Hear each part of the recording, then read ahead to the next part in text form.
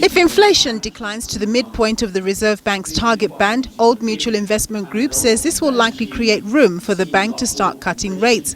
And such a move would be considered supportive to the local economy, as all debt bearers would pay less on debt repayment costs.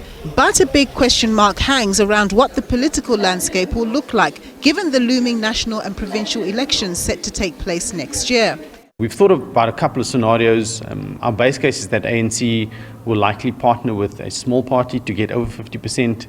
And there, in terms of economic policy, we'll probably see more of a status quo. Still commitment to reform, but probably still slow. And then there's kind of two sides of, if they do form a government with the EFF or ANC, policy could be very divergent. And you could have either very populist or very progressive reform agenda, which will impact the political economy quite significantly.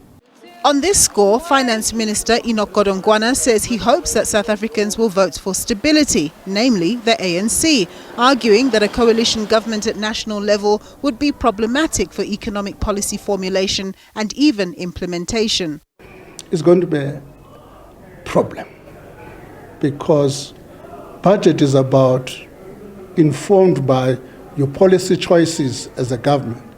Now, if you've got a conglomeration of people who are going to sit around, discuss different policy statements, it's going to undermine the efficacy of the budget process. Local stocks haven't fared so well this year, with the exception of some uplift in stocks in the fourth quarter. But Old Mutual Investment thinks, given current low valuations, there's scope to invest in areas like the banks and clothing retailers. But at a broader level, the investment group says it's currently underweight in South African equities, preferring the safer bet of South African bonds for now. The reason there is because we're much more comfortable that inflation will fall, but we're unsure that growth will pick up. And where we are in the South African market is, yes, we've got really cheap valuations and there is potential for good returns there, but you're going to need that catalyst of better growth or a better policy outcome, reform, etc., that's going to give you that catalyst to unlock the value in those valuations. The outcomes of the 2024 national elections appear to be the biggest point of speculation for local economy and market observers at this point. But barring any major headwinds, 2024 is expected to bring with it lower inflation and interest rates and lower levels of load shedding, which should all serve to give the local economy a much-needed breather. Nompumelelo Siziba, SABC News, Johannesburg.